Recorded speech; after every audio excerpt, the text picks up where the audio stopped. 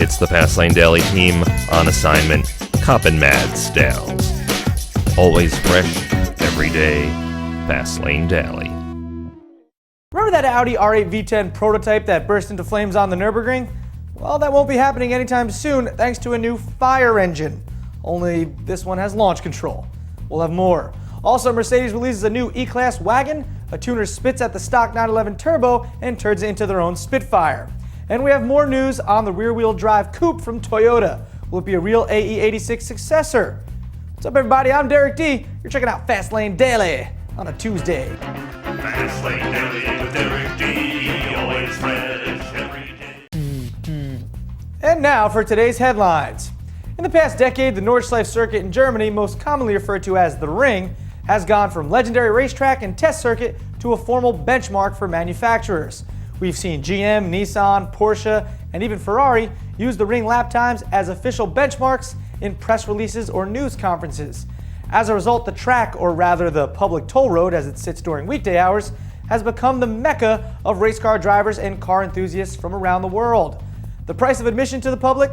Only a few euro, not even a helmet. As you pay your toll, you're welcome to drive the 13-mile track at any speed you so dare. That last line is what usually gets everyone in trouble. To serve the public faster when they do make a mistake, the Nürburgring officials now have this: the rapid response Nissan GT-R. The stripped-out GT-R is fitted with a roll cage, racing seats, and that huge fire-retardant tank sitting in the trunk and rear passenger seats. Also in the back there is a functional fire hose and an equipment bay full of safety gear. So when things go wrong in the carousel, don't worry. You've got a speeding fire truck coming up from behind to save the day. You won't say anything that cool here in the States, except of course the Itasca, Illinois Subaru STI police car. Right there. I still think the GT-R should be red. GT-R should be red. What he said. More fire truck. Yeah, more fire truck like. There's actually a color called Firetruck red. Yeah, there is. Fire engine red. Fire engine red. Pretty cool. Also in today's news, Mercedes-Benz releases the E-Class wagon. It's a wagon. And from the automotive sandwich shop comes another tuner on rye. This one from Ohio-based tuning shop Switzer Performance. It's the Switzer Performance P800 997 twin turbo. The SWPPTT, or Switzer 800 997, as I like to call it. It's based on the Porsche 997 turbo. The 800 in the name actually stands for something. You've got a whopping 800 horsepower and a 0 to 60 time of less than 3 seconds. That's an extra 320 horsepower and even faster than the stock 997 turbo's 0 to 60 of 3.2 seconds. That is all possible by way of the custom GT30 turbochargers, Switzer Monster intercoolers, and a bunch of other balls-to-the-wall enhancements. Just check this dyno test out.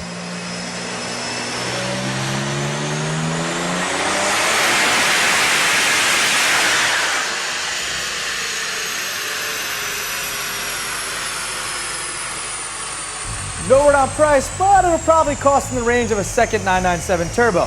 But I'm sure it's totally worth it. And I bet you expected that anyway. Right, Ian? Yeah, of course. Yeah. So why go through all the trouble of having to design, build, then test a chassis when you can just use one that's made already?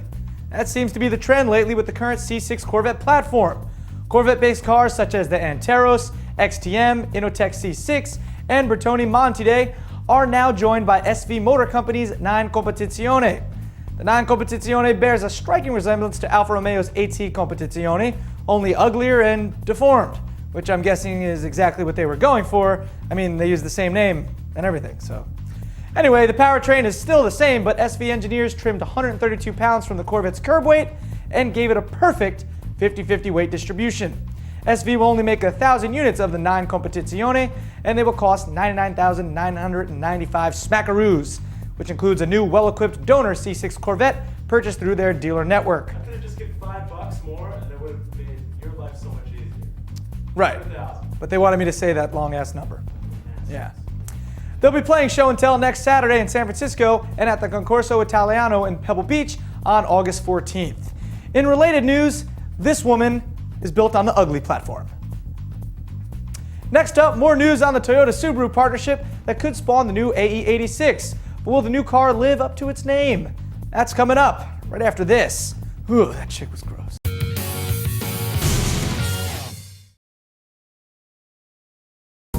When you look good, you feel good.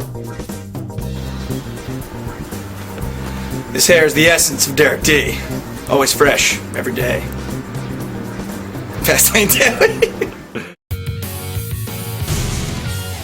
Welcome back. For 2 years now, we've been reporting on the Toyota Subaru partnership, which soon could bring a successor of the old AE86 back onto the market. Well, the internet rumor mill strikes again.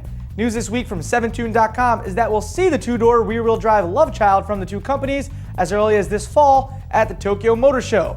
That's the good news. The bad news? The car will be positioned lower in both companies' portfolio, essentially meaning less options and an engine with less power than originally expected. Also rumored to be almost 40 horsepower less.